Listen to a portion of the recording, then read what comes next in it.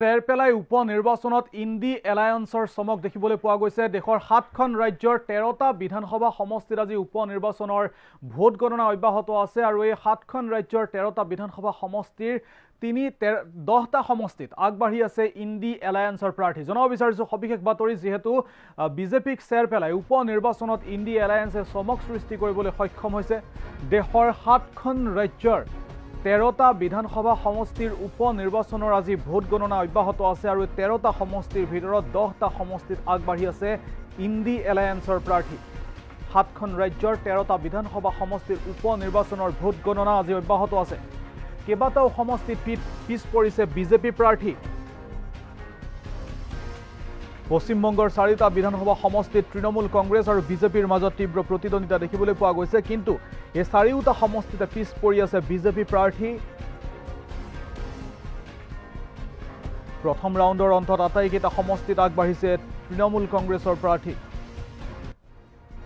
উত্তৰাখণ্ডৰ উপ নিৰ্বাচন অনুষ্ঠিত হোৱা 2টা সমষ্টিতেই কংগ্ৰেছে অগ্ৰগতি লাভ কৰিবলৈ সক্ষম হৈছে।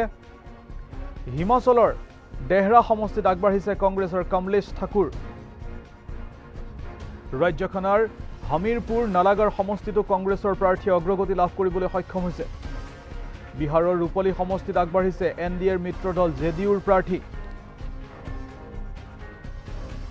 মধ্যপ্ৰদেশৰ অমৰৱাৰা সমষ্টিত বিজেপি প্ৰাৰ্থী আগবাঢ়ি আছে।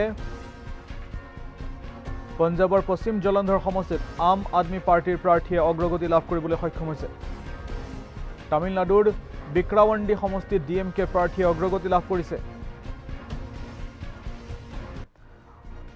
আৰু আজি দেশৰ 7খন ৰাজ্যৰ 13টা বিধানসভা সমষ্টিৰ উপ নিৰ্বাচনৰ ভোট গণনা চলি আছে আৰু এই 13টা সমষ্টিৰ ভিতৰত 10টা সমষ্টিতেই ইণ্ডি এলায়েন্সৰ প্ৰাৰ্থীয়ে অগ্ৰগতি লাভ কৰিবলৈ সক্ষম হৈছে। 7খন ৰাজ্যৰ 13টা বিধানসভা সমষ্টিত উপ নিৰ্বাচন অনুষ্ঠিত হৈছিল। যোৱা 10 জুলাই তাৰিখে উপ নিৰ্বাচন অনুষ্ঠিত হৈছিল দেশৰ 7খন ৰাজ্যৰ 13টা বিধানসভা সমষ্টিৰ বাবে। আৰু এই উপ নিৰ্বাচন অনুষ্ঠিত হোৱা সমষ্টিসমূহ হৈছে পশ্চিমবংগৰ ৰায়গঞ্জ, ৰাণাঘাট দক্ষিণ, বাগদা আৰু মানিকতলা। আনহাতে হিমাচল প্ৰদেশৰ দেহৰা, হামিৰপুৰ আৰু নালগড়, উত্তৰাখণ্ডৰ বদ্ৰীনাথ আৰু মাংগলোৰ, আনহাতে পঞ্জাবৰ জলন্ধৰ ৱেষ্ট, বিহাৰৰ ৰূপালী, তামিলনাডুৰ বিক্ৰমবাড়ী আৰু মধ্যপ্ৰদেশৰ অমৰৱাৰা। নিৰ্বাচন আয়োগৰ তথ্য অনুসৰি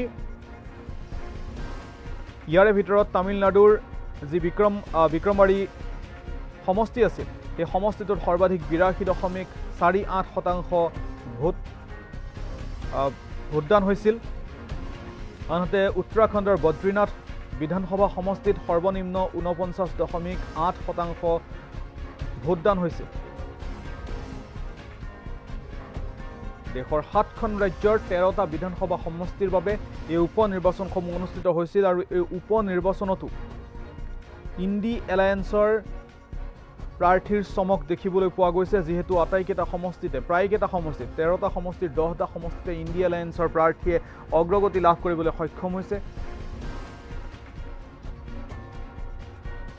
পশ্চিমবংগৰ 4টা বিধানসভা সমষ্টিত তৃণমূল কংগ্ৰেছ আৰু বিজেপিৰ মাজত তীব্ৰ প্ৰতিদ্বন্দ্বিতা দেখিবলৈ পোৱা গৈছে, যদিও 4টা সমষ্টিতে পিছ পৰি আছে বিজেপি প্ৰাৰ্থী। এই 4টা সমষ্টিতে বিজেপিৰ প্ৰাৰ্থী পিছ পৰি থকা পৰিলক্ষিত হৈছে। প্ৰথম ৰাউণ্ডৰ অন্তত আটাইকেইটা সমষ্টিত আগবাঢ়িছে তৃণমূল কংগ্ৰেছৰ প্ৰাৰ্থী। পশ্চিমবংগত উত্তৰাখণ্ডৰ নিৰ্বাচন অনুষ্ঠিত হোৱা 2টা সমষ্টিতে কংগ্ৰেছৰ প্ৰাৰ্থীয়ে অগ্ৰগতি লাভ কৰিবলৈ সক্ষম হৈছে। হিমাচল প্ৰদেশৰ দেহৰা সমষ্টিত আগবাঢ়িছে কংগ্ৰেছৰ কমলেশ ঠাকুৰ। আনহাতে পঞ্জাবৰ জলন্ধৰ ৱেষ্ট সমষ্টিৰ পৰা বিজয় নিশ্চিত কৰিছে মহিন্দৰ ভগতে। বিহাৰৰ ৰূপলী সমষ্টিত আগবাঢ়িছে NDAৰ মিত্ৰ দল JDUৰ প্ৰাৰ্থী, জনতা দল ইউনাইটেডৰ প্ৰাৰ্থী। মধ্যপ্ৰদেশৰ অমৰৱাৰা সমষ্টিত বিজেপি প্ৰাৰ্থীয়ে অগ্ৰগতি লাভ কৰিবলৈ সক্ষম হৈছে। আনহাতে পঞ্জাবৰ পশ্চিম জলন্ধৰ সমষ্টিত আম আদমি পাৰ্টিৰ প্ৰাৰ্থীয়ে অগ্ৰগতি লাভ কৰিছে। বৰ্তমান তেওঁ বিজয় নিশ্চিত হৈছে। তামিলনাডুৰ বিক্ৰামণ্ডী সমষ্টিত DMKৰ প্ৰাৰ্থীয়ে অগ্ৰগতি লাভ কৰিছে আৰু ইণ্ডি এলায়েন্সে এইবাৰ চমক দিবলৈ সক্ষম হৈছে উপ নিৰ্বাচনত। 7খন ৰাজ্যৰ 13টা বিধানসভা সমষ্টিত উপ নিৰ্বাচন অনুষ্ঠিত হৈছিল আৰু এই 13টা সমষ্টিৰ ভিতৰত 10টাতে ইণ্ডিয়া এলায়েন্সৰ প্ৰাৰ্থীয়ে অগ্ৰগতি লাভ কৰিছে আনহাতে পঞ্জাবৰ জলন্ধৰ ৱেষ্ট সমষ্টিত আম আদমি পাৰ্টিৰ মহিন্দৰ ভগতে জয়লাভ কৰিবলৈ সক্ষম হৈছে শেহতীয়া তথ্য অনুসৰি যোৱা 10 জুলাই তাৰিখে ভোট গণনা অনুষ্ঠিত হৈছিল উপ নিৰ্বাচনৰ বাবে 13টা সমষ্টিত উপ নিৰ্বাচনৰ বাবে ভোট গণনা অনুষ্ঠিত হৈছিল আৰু আজি সেই উপ নিৰ্বাচনৰ ভোট গণনা আৰু এই ভোট গণনাত 13টাৰ ভিতৰত 10টা সমষ্টিত ইণ্ডিয়া এলায়েন্সৰ প্ৰাৰ্থীয়ে অগ্ৰগতি লাভ কৰিবলৈ সক্ষম হৈছে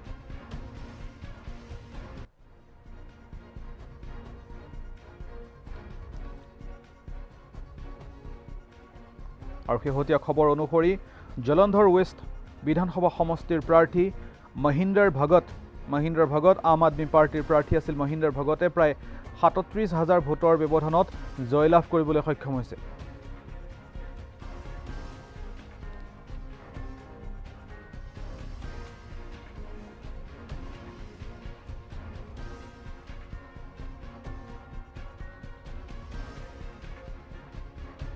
আনহাতে ইয়াৰ মাজতে পশ্চিমবংগত হোৱা উপ নিৰ্বাচন সন্দৰ্ভত গুৰুতৰ অভিযোগ উত্থাপন কৰিছে বিজেপি প্ৰাৰ্থী কল্যাণ চৌবে যি উপ নিৰ্বাচন অনুষ্ঠিত হৈছিল সেই উপ নিৰ্বাচনত 277টা বুথৰ ভিতৰত 89টা বুথত ৰিগিং হৈছে বুলি অভিযোগ উত্থাপন কৰিছে বিজেপি প্ৰাৰ্থী কল্যাণ চৌবে পশ্চিমবংগৰ বিজেপি প্ৰাৰ্থী কল্যাণ চৌবে অভিযোগ উত্থাপন কৰিছে যে পশ্চিমবংগত যি উপ নিৰ্বাচন অনুষ্ঠিত হৈছিল 4টা সমষ্টিৰ এই 4টা সমষ্টিৰ 277টা বুথৰ ভিতৰত 89টা ভোট গ্ৰহণ কেন্দ্ৰত ৰিগিং হৈছিল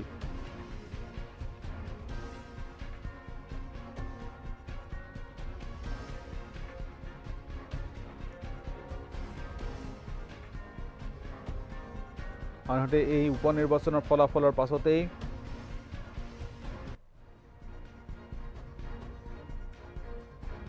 হিমাচলত কংগ্ৰেছৰ প্ৰাৰ্থীসকলৰ বিজয় উল্লাস দেখিবলৈ পোৱা গৈছে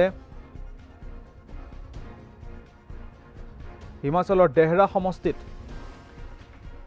মুখ্যমন্ত্ৰী সুখবিন্দৰ সিং সুখুৰ পত্নী কমলেশ ঠাকুৰে অগ্ৰগতি লাভ কৰিছে আৰু তাৰ পাছতে কংগ্ৰেছ প্ৰাৰ্থীসকলৰ মাজত বিজয় উল্লাস দেখিবলৈ পোৱা গৈছে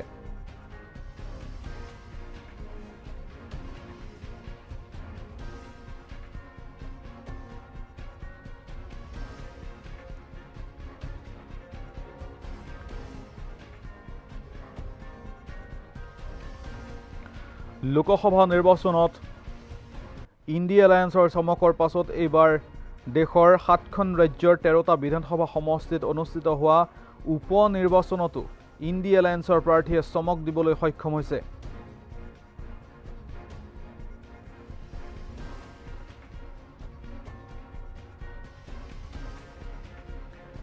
তেৰটা বিধানসভা সমষ্টিৰ ভিতৰত 10টা সমষ্টিত আগবাঢ়িছে ইণ্ডিয়া এলায়েন্সৰ প্ৰাৰ্থী যোৱা 10 জুলাই তাৰিখে এই উপ নিৰ্বাচনৰ ভোট গ্ৰহণ অনুষ্ঠিত হৈছিল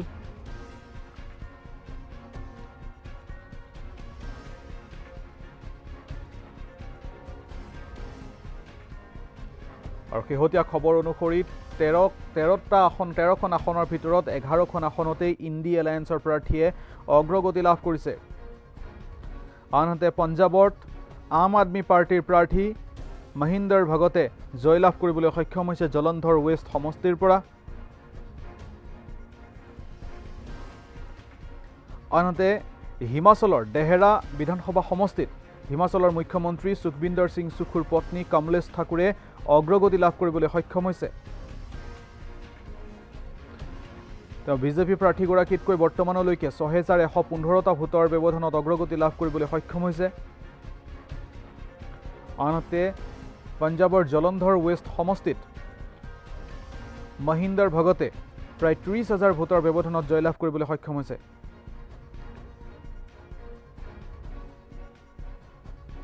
আনহাতে পশ্চিমবংগৰ 4টা সমষ্টিতে তৃণমূল কংগ্ৰেছৰ প্ৰাৰ্থীয়ে অগ্ৰগতি লাভ কৰিবলৈ সক্ষম হৈছে আৰু 4টা সমষ্টিতে বিজেপিৰ প্ৰাৰ্থী পিছ পৰিছে